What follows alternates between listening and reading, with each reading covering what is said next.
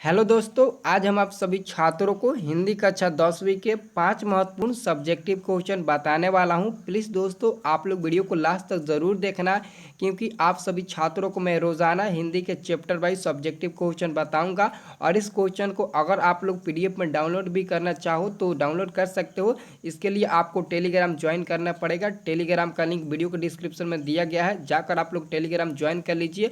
अगर आपके मोबाइल में टेलीग्राम एप्लीकेशन नहीं है तो प्ले स्टोर से डाउनलोड करके टेलीग्राम के साथ जुड़ जाइए इस क्वेश्चन को पीडीएफ में डाउनलोड करने के लिए। दोस्तों, मैं आप सभी छात्रों को रोजाना हिंदी के चैप्टर वाइज सब्जेक्टिव क्वेश्चन बताऊंगा और साथ में ऑब्जेक्टिव क्वेश्चन भी बताऊंगा। ठीक है, तो इस वीडियो में फाइनली पार्ट 1 के हम आपको सब्जेक्टिव क्वेश्चन बताने वाले हैं, और वो भी 5 महत्वपूर्ण सब्जेक्टिव क्वेश्चन। ठीक है, तो दोस्तों चलिए हम वीडियो को स्टार्ट करते हैं। ऐसे ही वीडियो देखने के लिए आप हमारे चैनल को सब्सक्राइब कर लीजिएगा, रोजाना पीडीएफ में देखने के लिए सब्जेक्टिव क्वेश्चन। दोस्तों आज हम आपको पार्ट 1 श्रम विभाजन और जाति प्रथा के 5 सब्जेक्टिव क्वेश्चन बताने वाले हैं। ठीक है, तो सबसे पहले हम दोस्तों समझ लेते हैं कि पार्ट 1 श्रम विभाजन और जाति प्रथा के लेखक कौन है, और उनका जन्म कब हुआ था, और उनकी मृत्यु कब हुई थी, और वो क्या है, कहानी है, निबंध क्या है, ये सभी हम जान लेते हैं पहले ही। ठीक है, बाद में आपको कोई दिक्कत ना होगा। ठीक है, इसमें आपको ऑब्जेक्टिव क्वेश्चन ज़्यादा मिल जाएगा। ठीक है, तो सबसे पहले पार्ट 1 आपका हो जाएगा, और पार्ट 1 का नाम हो जाएगा श्रम विभाजन और जाति प्रथा। श्रम विभाजन और जाति प्रथा के लेखक कौन है, तो भीमराव अंबेडकर, याद रखना। और भीमराव अंबेडकर की जन्म कब हुई थी, तो 14 अप्रैल 1891 ईस्वी में भीमराव अंबेडकर की जन्म हुई थी, और उनकी मृत्यु हुई थी 1956 ईस्वी में। ठीक है, और भीमराव अंबेडकर का जो पाठ है श्रम विभाजन और जाति प्रथा, यह एक निबंध है। यह क्या है, एक निबंध है जो यहाँ पर विद्या दिया गया है, निबंध। ठीक है, और हम आपको अभी बताने वाले हैं 5 महत्वपूर्ण प्रश्न। ठीक है, तो वीडियो अगर अच्छा लगे तो वीडियो को लाइक कर देना, और इस वीडियो को ज़्यादा से ज़्यादा अपने दोस्तों के पास शेयर भी दोस्तों कीजिएगा, क्योंकि काफ़ी इंपॉर्टेंट ये प्रश्न है, 5 प्रश्न। ठीक है, और इसे पीडीएफ में डाउनलोड करने के लिए मैं आपको बताया ही कि टेलीग्राम के साथ जुड़ जाइए। ठीक है, तो चलिए दोस्तों हम वीडियो को स्टार्ट करते हैं और क्वेश्चन नंबर फर्स्ट देखते हैं। सभी लोग दोस्तों ईमानदारी से वीडियो को लाइक कर देना। ठीक है, सभी लोग को लाइक करना। ठीक है, अब दोस्तों क्वेश्चन नंबर हम सबसे पहले फर्स्ट देखेंगे। क्वेश्चन नंबर फर्स्ट कहता है चैप्टर नंबर 1 श्रम विभाजन और जाति प्रथा के फर्स्ट नंबर क्वेश्चन है, यानी कि उसमें का फर्स्ट क्वेश्चन। ठीक है, उसमें का फर्स्ट क्वेश्चन है दोस्तों कि लेखक किस विडंबना की बात करता है, विडंबना का स्वरूप क्या है। क्वेश्चन नंबर फर्स्ट है, यह क्वेश्चन आपके बोर्ड एग्जाम में 5 नंबर का पूछा जाता है। लेखक किस विडंबना की बात करता है, विडंबना का स्वरूप क्या है। ठीक है, तो दोस्तों अगर आप लोग किताबी भाषा लिखते हो, जैसे उसका जो वर्णिका होता है, कुंजिका होता है, अगर आप लोग कुंजिका यानी कि किताबी भाषा लिखते हो तो आपको नंबर बहुत कम मिलेगा। अगर अपनी भाषा में उस कहानी को पढ़कर, उस निबंध को पढ़कर अपनी भाषा में लिखते हो तो आपका नंबर फुल मिलेगा, एक भी नंबर नहीं कटेगा। ठीक है, तो आप अपने भाषा में लिखिएगा। ठीक है, मैं अपने भाषा में आपको बताने वाला हूँ। ठीक है, अपने भाषा में लिखा भी हूँ और आपको बताने भी वाला हूँ। ठीक है, तो याद रखिएगा, ऐसे ही करके आप लोग याद रखिएगा। चाहो तो इस क्वेश्चन को स्क्रीनशॉट भी ले सकते हैं। ठीक है, अपने नोटबुक में कॉपी करने के लिए। ठीक है, तो आइए दोस्तों हम इसका उत्तर देखते हैं।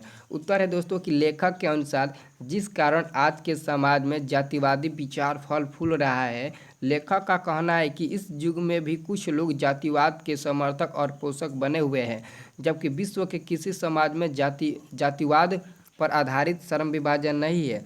जातिवाद पर आधारित श्रम विभाजन नहीं है। विडंबना का मुख्य यही कारण है, क्योंकि इससे मनुष्य में नीच ऊंच की भावना प्रकट होती है। इससे मनुष्य में नीच ऊंच की भावना प्रकट होती है और मनुष्य को जन्म से ही किसी काम धंधे में बांध देती है। विडंबना का मुख्य स्वरूप यही है कि श्रम विभाजन को श्रम के आधार पर बना दिया जाए। यानी कि विडंबना का मुख्य स्वरूप क्या है दोस्तों, कि समाज को श्रम के आधार पर बना दिया जाए। ठीक है, तो आप लोग इस क्वेश्चन को एक बार स्क्रीनशॉट भी ले सकते हैं। ठीक है, अपने नोटबुक में कॉपी करने के लिए। ठीक है, मतलब दोस्तों लेखक का कहना है कि यहाँ पर दोस्तों ध्यान से देखिएगा, यहाँ पर लेखक का कहना है कि इस युग में कुछ लोग अभी भी जातिवाद के समर्थक बने हुए हैं। मतलब कि इस युग में अभी बहुत लोग हैं जो जातिवाद के समर्थक बने हुए हैं, जबकि विश्व के किसी समाज में जातिवाद पर आधारित श्रम विभाजन नहीं है, लेकिन इस युग में जातिवाद के पोषक लोग अभी भी बने हुए हैं। ठीक है, इसका मतलब यही है। ठीक है, अब दोस्तों हम लोग नेक्स्ट क्वेश्चन देखने वाले हैं। नेक्स्ट क्वेश्चन दोस्तों 2 नंबर देखेंगे। 2 नंबर प्रश्न कहता है दोस्तों कि जातिवाद के पोषक उसके पक्ष में क्या तर्क देते हैं। जातिवाद के पोषक उसके पक्ष में क्या तर्क देते हैं, तो उत्तर याद रखना, जातिवाद के पोषकों का कहना है, यानी कि जातिवाद के पोषक उसके पक्ष में क्या तर्क देते हैं, यानी कि क्या कहना है, उनके जातिवाद के पोषकों का क्या कहना है। तो यहाँ पर देखिए दोस्तों, उत्तर देखिए, जातिवाद के पोषकों का कहना है कि कर्म के अनुसार जाति का विभाजन हुआ था। ये तो दोस्तों सही बात है, बहुत ही सही बात है कि कर्म के अनुसार जाति का विभाजन हुआ था। इससे कार्य कुशलता में वृद्धि होती है। आधुनिक सभ्य समाज कार्य कुशलता के लिए श्रम विभाजन को आवश्यक मानती है। जो आधुनिक सभ्य समाज है वो कार्य कुशलता के लिए श्रम विभाजन को आवश्यक मानती है। ठीक है, आवश्यक मानती है। ठीक है, ये क्वेश्चन में 2 का आंसर हो गया। ठीक है, अब हम लोग क्वेश्चन नंबर 3 देखने वाले हैं। क्वेश्चन नंबर दोस्तों 3 का आता है कि जाति भारतीय समाज में श्रम विभाजन का स्वाभाविक रूप क्यों नहीं कही जा सकती, क्यों नहीं कही जा सकती। दोस्तों याद रखना, क्वेश्चन का आता है कि जाति भारतीय समाज में श्रम विभाजन का स्वाभाविक रूप क्यों नहीं कही जा सकती। तो लेखक का कहना है, उत्तर हो जाएगा लेखक का कहना है कि जाति भारतीय समाज में श्रम विभाजन का स्वाभाविक रूप नहीं कही जा सकती क्योंकि यह मनुष्य की रुचि पर आधारित नहीं है।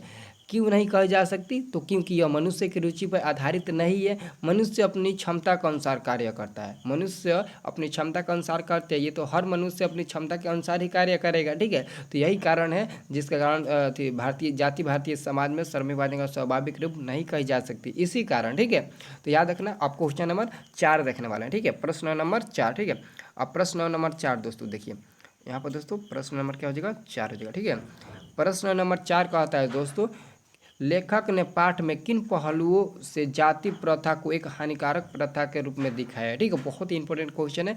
तो लेखक का कहना है, उत्तर क्या हो जाएगा दोस्तों, लेखक के अनुसार जाति प्रथा पर आधारित श्रम विभाजन नहीं है क्योंकि यह मनुष्य में भेदभाव की भावना प्रकट करती है और मनुष्य अपनी क्षमता के अनुसार कार्य करता है। मनुष्य अपनी क्षमता के अनुसार कार्य करता है।